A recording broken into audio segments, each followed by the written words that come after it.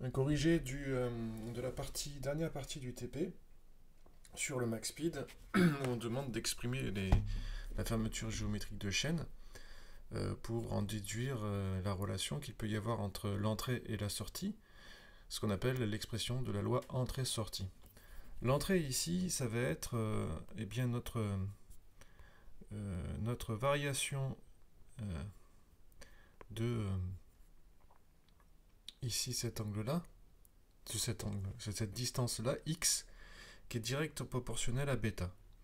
Bêta et x, ils peuvent s'écrire de la manière suivante.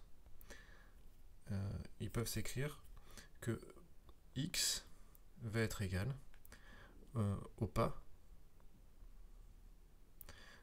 divisé par 2pi multiplié par bêta. Je sais pas ce qui s'est passé là. Alors pas, qu'est-ce que c'est le pas? C'est la distance parcourue par l'hélice en faisant un tour complet.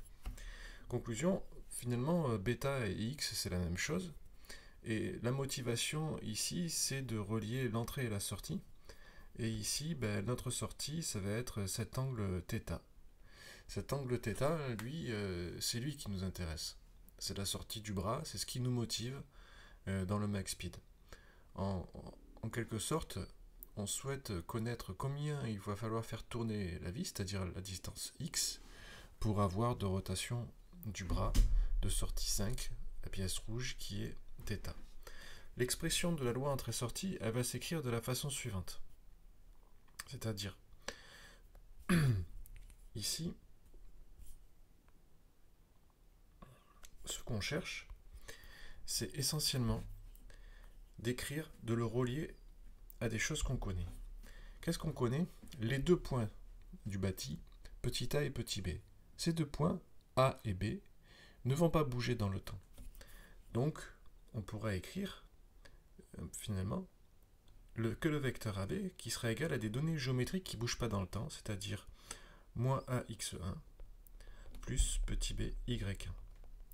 Ces données géométriques, elles ne bougent pas, car les solides sont indéformables et que ces points appartiennent au repère fixe qui est le bâti, où on retrouvera notre repère x1, y1, z1 en haut. Deuxièmement, la deuxième chose qui nous intéresse, c'est qu'on va pouvoir relier AB avec des points qui appartiennent aux articulations, à des choses qui varient, c'est-à-dire, on va écrire que c'est AC par la relation de Chasles plus CB. AC est égal à petit c porté par x5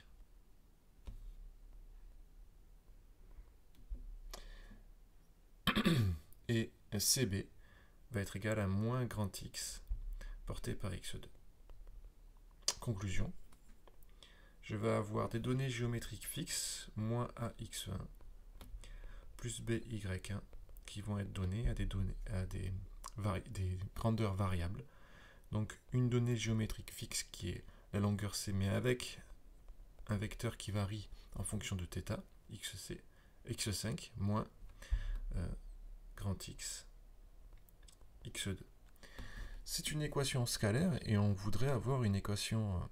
C'est une équation vectorielle et on voudrait en déduire une équation scalaire. C'est pour ça qu'on va projeter cette équation vectorielle dans le repère x1. C'est-à-dire qu'on va faire le produit scalaire avec x1 sur les deux côtés de l'équation. Conclusion, on aura x1 scalaire moins ax1 plus by1 qui va être égal à x1 scalaire cx5 moins grand X x2. On en déduit x1 scalaire x1 en distribuant le produit scalaire, ça fait 1, donc moins a. x1 scalaire y1, ça fait 0, égal. x1 scalaire x5, c'est petit c cosinus de l'angle entre x1 et x5, et sur la figure, on voit que c'est θ, donc cosinus θ. Ensuite, moins grand X, cosinus de l'angle entre x1 et x2, Alors on l'a noté alpha en haut, mais on peut noter directement cosinus de l'angle θ moins delta. Première équation importante. La deuxième équation, c'est en projetant le sinus. Donc on va le faire à côté. Je vais tirer un trait. Donc cette fois-ci, on va faire y1 scalaire moins ax1 plus by1. Et ça, c'est égal à y1 scalaire c'est x5 moins grand x x2.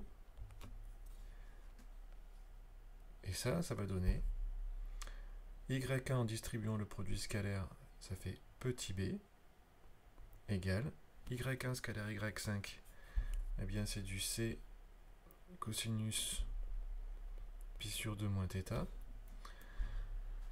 Et ensuite, moins grand x de cosinus de pi sur 2 moins θ, moins, hop, raté, la gomme, moins, parenthèse, θ moins delta. Il faut rajouter une petite parenthèse ici, voilà. Donc la deuxième équation qui est intéressante, c'est celle-là. Alors, elle n'est pas... Là, elle n'est pas optimisée, hein, parce que si on voudrait l'optimiser, eh bien, il nous faudrait écrire plutôt, par exemple, je sais pas moi, que cosinus pi sur 2 moins θ, ça va être... donc on va l'écrire en dessous, hein. Donc ici, on va avoir petit b égale c sinus θ moins grand x sinus de θ moins delta. Voilà. Donc là, on a une véritable équation optimisée. C'est beaucoup plus agréable à lire. Deuxième partie, qu'est-ce qu'on en fait de tout ça? En fait, il nous faudrait une fonction. Donc, f de grand x égale quelque chose en fonction de θ. θ égale f de grand x. C'est ça qu'on cherche. Donc, ce qu'il faudrait faire, c'est prendre ces deux parties ici et éliminer le θ moins delta. Donc, il faudrait passer tout ça de l'autre côté, élever au carré, parce que l'astuce, c'est de dire que cosinus carré d'un angle plus sinus carré de cet même angle est égal à 1. Donc, on va le faire. Première équation, ce sera de mettre x carré cos carré θ, qui va être égal à petit a plus, donc tout ça il faudra le mettre au carré, hein, plus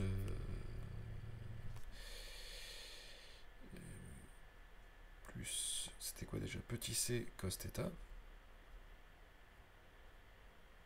ça au carré. Donc là on peut tout de suite, ça fait a carré plus 2ca cos θ plus c au carré cos carré θ. Voilà. Deuxième partie, x carré sinus, alors je me suis trompé ici, hop, c'est cos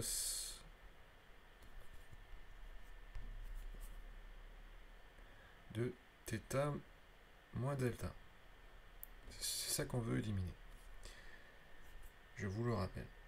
Donc x carré sinus θ moins delta, ça au carré, ça sera égal à... Alors si le compte est bon, ça fait du b moins petit c... je ne me rappelle plus, alors je regarde. Qu'est-ce qu'on avait tout à l'heure? C'est du petit b. Donc ça, je le passe ici, et ça, je le passe là. Donc ça fait du c sinus θ moins b. Et hop.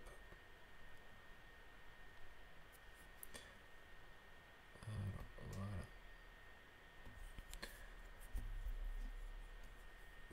Donc il faut que je corrige.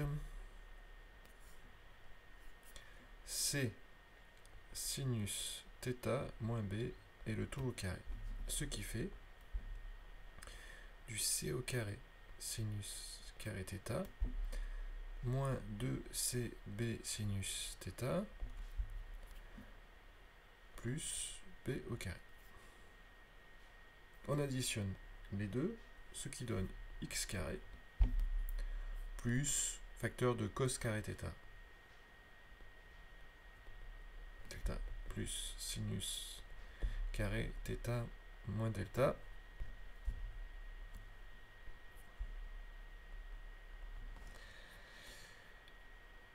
Donc ça fait 1 égale A au carré plus B au carré plus C au carré facteur de cos carré θ plus sinus carré θ moins 2C facteur de A cos θ moins B sinus θ. Si je le simplifie, j'obtiens que cette équation s'écrira x carré égale A carré plus B carré plus C carré moins 2C facteur de A cos θ moins B sinus θ. Les cos carrés s'éliminent. Alors j'ai un problème. C'est ça, mon problème. Un problème, oui et non. Si je connais mes formules de trigonométrique, ça va aller tout seul. Pourquoi? Ici, j'ai A cos θ moins B sinus θ. Si j'ai un triangle rectangle, avec un côté qui est A et un autre qui est B, l'angle ici, je vais l'appeler gamma. L'hypoténuse, il s'écrira, vous le savez, A carré plus B carré, c'est le théorème de Pythagore. Deuxième chose que je peux écrire, c'est que, non je vais l'écrire en dessous, comme ça je pourrais résoudre tout à l'heure, c'est que cos gamma c'est égal à A sur racine de A carré plus B carré. Deuxième chose que je peux écrire, sinus gamma égale B sur racine de A carré plus B carré. Troisième chose que je peux écrire, c'est que tangente gamma égale B sur A. C'est-à-dire que gamma égale arc tangente. Alors je vais l'écrire ailleurs parce que j'ai plus la place. Ce qui signifie que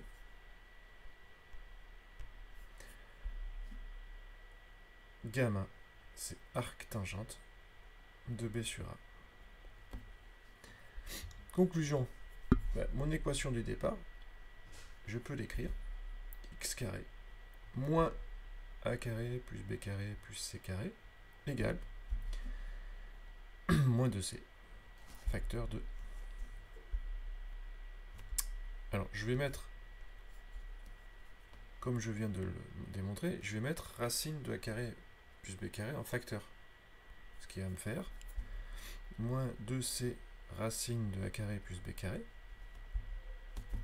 facteur de A sur racine de A carré plus B carré cos θ moins B sur racine de A carré plus B carré sinus θ. Je reconnais le A sur racine de A carré plus B carré. Ça me fait donc ici du x carré moins A carré plus B carré plus C carré va être égal à moins 2C racine de A carré plus B carré. Je ne vois pas pourquoi il y a un moins ici. Parce que j'ai dû me tromper là-haut. Là, ici, c'est plus 2. C'est ça? Plus 2. J'ai mis un moins, mais il n'y est pas. Là, il y a un plus. J'espère que vous l'avez vu.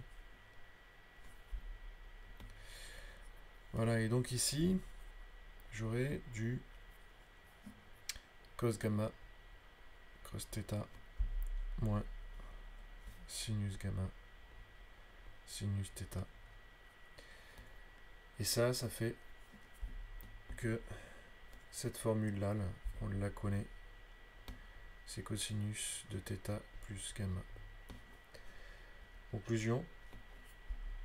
Cosinus de θ plus gamma, avec le gamma qui est égal à arc tangente de B sur A, va être égal à x carré moins a carré plus b carré plus c carré, et le tout divisé par 2c racine de a carré plus b carré.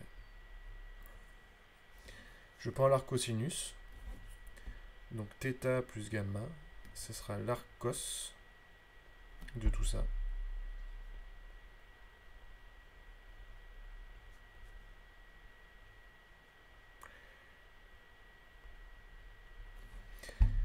Et ensuite, il me suffira de remplacer θ. Ça sera le arc cosinus de tout ça, là, moins arc tangente de B sur A. Voilà comment on trouve la formule. Alors, je ne vais pas recopier ce qu'il y avait dans l'arc tangente, là, le x carré moins a carré plus b carré plus c carré. Et vous comprendrez tous aisément comment ça fonctionne. Et voilà une des parties des corrigés, du corrigé, du TP ou dans sa forme analytique.